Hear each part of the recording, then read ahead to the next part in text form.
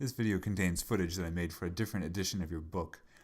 As is often the case with textbooks, most of the numbers and examples are identical. The only difference is the name of the section. Alright, you cool cats, this is section 2.5, quadratic equations. This is such an incredible section that we're going to split it up into 2 different days. Let me show you why. With the first problem, solve, you can take the square root of both sides of the equation. So, in order to solve, we're just going to take the square root. Canceling out that exponent, we get the absolute value of x is equal to square root of 7. And if the absolute value of x is equal to square root of 7, then that means x could be either positive or negative. And that's your answer. Next page, we have to undo the division first, dividing both sides by 5. Undo the division before we undo the exponent. So we get x squared is equal to 0, and the only number you can put in for x would be 0. You could say that this was the absolute value of x equals 0, but still, it's just x equals 0. Come on, Bergman. It's just 0. There's only one number that's going to work. Here, you could divide both sides by 3. Dividing both sides by 3.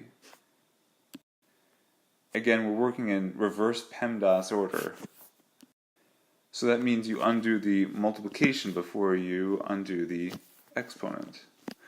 So we get x squared is equal to pi over 3, whatever that is, and then you take the square root of both sides. You could mess with the absolute value if you want, but in the end the answer is going to be plus or minus the square root of pi over 3. I could have shown my absolute value work if I wanted to, but you get the idea. Undo the multiplication before I undo the exponents. You get x squared is equal to n over m, so therefore x is equal to plus or minus the square root of n over m.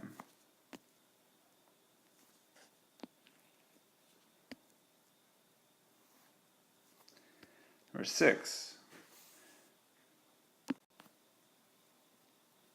You get x minus 5 is equal to plus or minus the square root of 3. Adding 5 to both sides, you get x is equal to 5 plus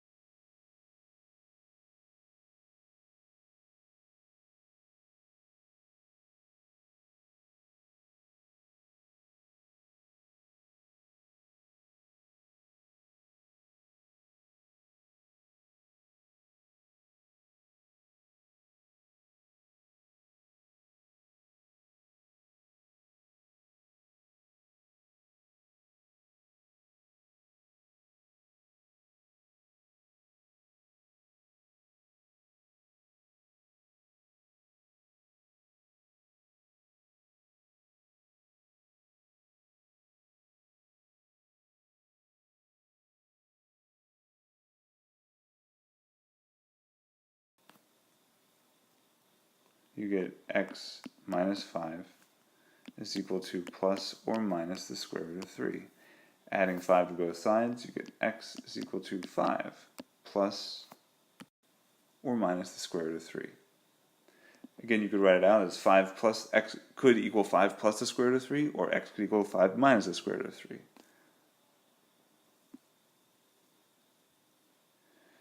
Here, this is one step further back.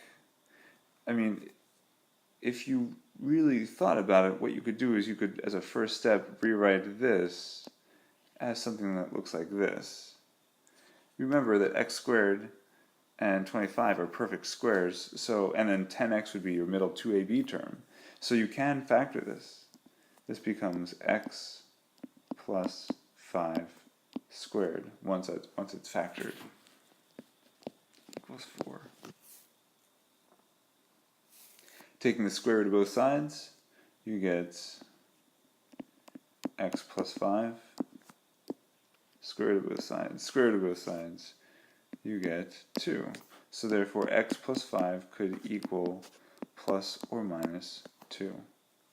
Subtracting 5, you get negative 5 plus or minus 2. That means x could equal negative 3 or x could equal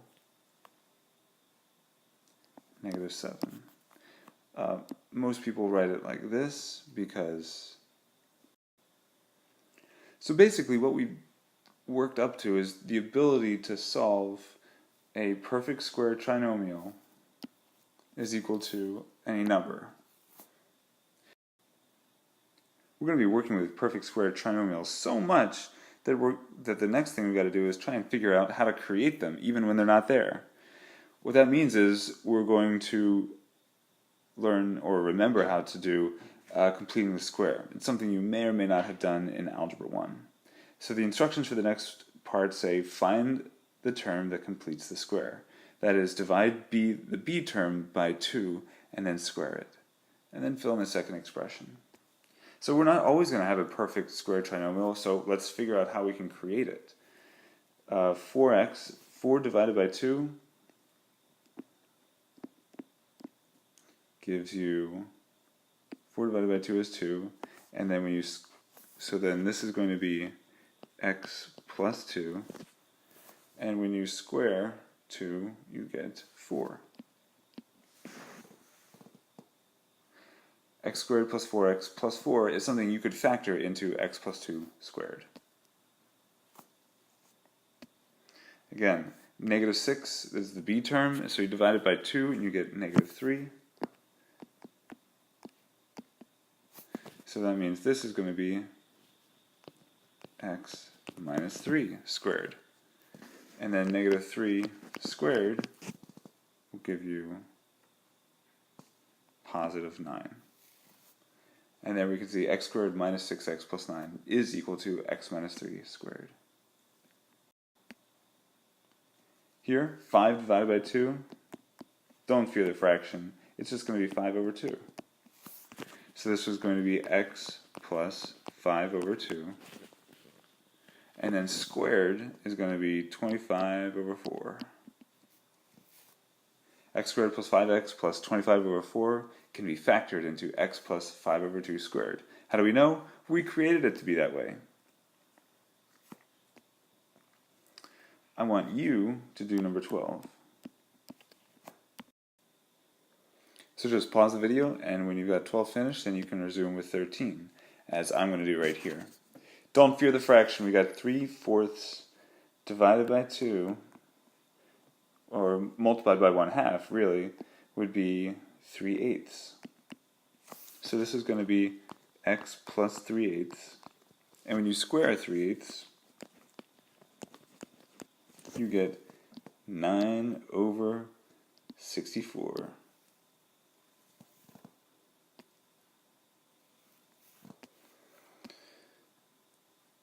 X squared minus 1.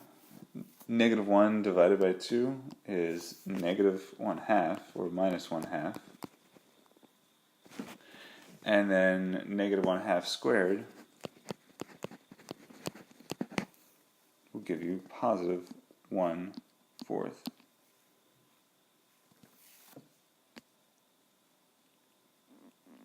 So there it is. Your audio check is that, did you know that there are 24 hours in the day? Astounding, people, I know. I wasn't quite sure of it myself, but I looked it up on Wikipedia, and Siri tells me that there are 24 hours in the day. So now we're going to solve by completing the square. And what that means is we practiced solving first, just now on the top part of the page, previous page, and then we figured out how to complete the square. So we're going to combine those two together, and we're going to solve by completing the square. So this trinomial that we have right here is not a perfect square. You might think it, even I thought it at first glance, but remember, if it's x squared minus 4x plus 4, then you can factor it into a perfect square trinomial. But right now, you can't. So what I'm going to do is I'm just going to move the c term over by adding 4 to both sides. And what I mean by c term is the first one is the a term, then the next one is the b term and the c term. The quadratic term is the a term, the linear term is the b term, and the constant term is the c term. So then we have x squared plus 4x, I'm going to leave some space, is equal to 4. Now what should I fill that space with? Well, when you take the b term, the value of b, which is 4 divided by 2, you get 2. And then when you square 2, 2 squared is going to equal 4. So I need a positive 4 on both sides, right here. If I write that plus 4 there, then this trinomial on the left-hand side of the equation will become a perfect square. But I can't just add 4 because I want it there. So I have to add 4 to both sides, and then it'll be balanced. It'll be the same, it'll be an equivalent equation. So therefore, I'm going to factor the left-hand side. We're going to get x plus 2 squared. Remember, if I FOIL this back out, you get the original x squared plus 4x plus 4. But now this is equal to 8. 4 plus 4 is 8. Taking the square root of both sides, we get the absolute value of x plus 2 is equal to the square root of 8. And then, undoing the absolute values, we get x plus 2 is equal to plus or minus the square root of 8. A lot of people skip this step, but I like to write it out because I think it helps me remember plus or minus square root of 8. And then x, after subtracting 2, you get negative 2 plus or minus the square root of 8. You can literally solve, at this point, any quadratic equation that you get just by completing the square. Let's try that again. Number 16. So I'm going to move the c term over, minus 8. That was the first step. We get x squared minus 6x, leave it a little space, equals negative 8. Negative 6 divided by 2 is negative 3, and then negative 3 squared is positive 9. So I'm going to add a positive 9 here, and therefore also add a positive 9 over here. We get something that we can factor. That is x minus 3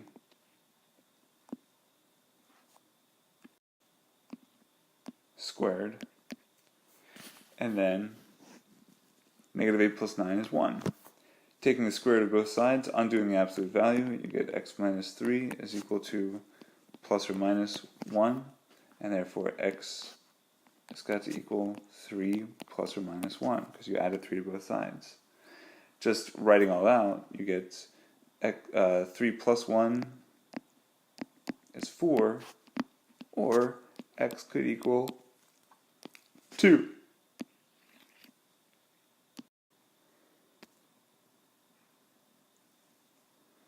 Number 17. The steps are going to be the same. And don't fear the fraction. We got minus 6, x squared minus 5x, leave a little space, is equal to negative 6. Doing the side work, the b value is negative 5. Negative 5 divided by 2 is going to be negative 5 over 2. And so I'm going to even write it down here, x minus 5 over 2 squared. As a next step. Negative 5 over 2 squared becomes 25 over 4. So that's what I need to add in a little space. 25 over 4. I need to add it to both sides to get negative 6 plus 25 over 4. It factors, and when you combine negative 6 plus 25 over 4, well, I just need to make sure that I change negative 6 into negative 24 over 4. Negative 24 over 4 plus 25 over 4 gives you 1 over 4. Taking the square root of both sides, we get x minus 5 over 2 is equal to plus or minus the square root of 1 over 4. And you can actually take the square root of 1 over 4. What number times itself is 1/4?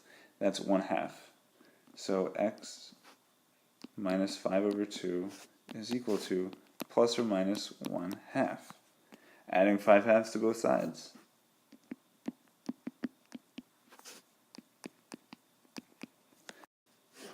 You get x is equal to 5/2 plus or minus 1/2. Splitting it up, you get x could equal 5/2 plus 1/2, or x could equal 5/2 minus 1/2. That means that x could equal 6/2, which is the same thing as 3, or x could equal 4/2, which is the same thing as 2. That's number 17. Now check this out. That's how you complete the square. And the steps are the same each time. Move the c term over, find the perfect square, complete the square, and then solve what you've completed. The instructions here say if a is not equal to 1, and you can see here a has so far equaled to 1 every time, the x squared term is always x squared. It's not 3x squared or 5x squared or negative 6x squared. A has always equal to 1, so therefore the quadratic term has always been x squared. But what do you do when you have something like 2x squared? Well, the short version is that it's way simpler to solve an equation that looks like this, x squared, than it is that looks like this. So much simpler, in fact, that we'd rather deal with fractions and completing the square than anything else. That's just as a strategy. So the strategy is to divide all the terms on both sides by a.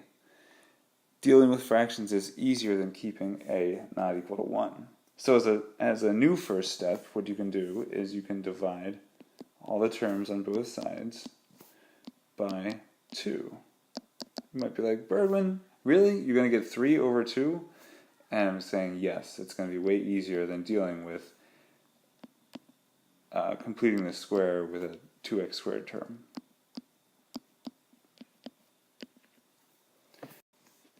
First step is to add 3/2 to both sides. And you get x squared plus 1x is equal to 3/2. The b value is 1. Half of that is 1/2. So therefore, I know already I'm just going to have x plus 1/2 squared. When you square that, when you square the half of the b value, you get 1/4.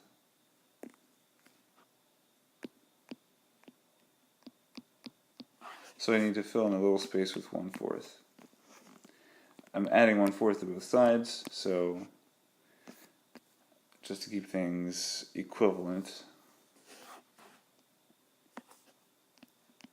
3/2 plus 1/4, well, 3/2 is really 6/4, so we really get 7/4. Taking the square root of both sides, we get x plus 1/2 is equal to plus or minus the square root of 7 over 4. And just simplifying things a little bit inside the radical, that would be the same thing as plus or minus the square root of 7 over 2. Then we can subtract 1/2 from both sides. We get x is equal to negative 1/2 plus or minus the square root of 7 over 2. And then you can even combine those fractions. You get x is equal to one big fraction over 2, the minus 1/2, and then the plus or minus the square root of 7 over 2. And there it is. You can't really simplify the answer more than that, so we're not going to try. You could get decimal equivalents, but just with no calculators, that's what you get. Again, dealing with fractions is way easier than keeping a value not equal to 1. So the very first step is to make the a value equal to 1. You're going to divide both sides by 4. Divide both sides by 4. Divide both sides by 4. Divide all the terms on both sides by 4. We get x squared plus 3/4 x minus 1/4. Gosh, fractions are everywhere. That's okay, we can deal with it. Adding the 1/4 to both sides, we get 1/4 plus 1/4. And then we get x squared plus 3/4 x plus a little space. We get 1/4. And then 3/4 divided by 2 is 3/8.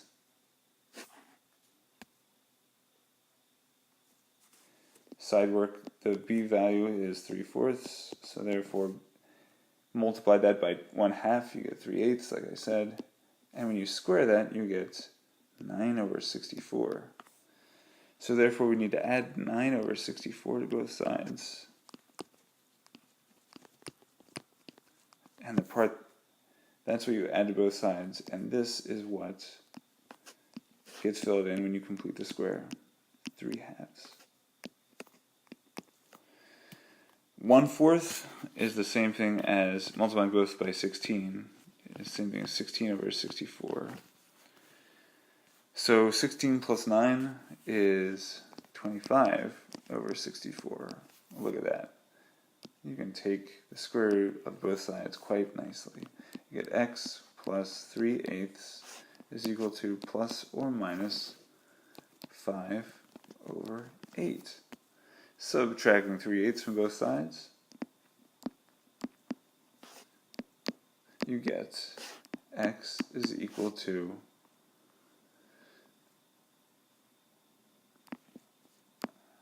negative 3/8 plus or minus the 5/8. And I think I'm even going to take it further because we can. Negative 3 plus 5/8. Negative 3 plus 5 is 2/8, or just 1/4. Or x is going to equal negative 3 minus 5, which is negative 8/8, which is just going to be negative 1. So there are your two answers. X could equal 1/4 or x could equal negative 1. Well, that's about all we got, people. I'd like you to begin assignment 2E1. That means copy the problem list and then do the first problem in your composition book. Take care, and I'll see you in class.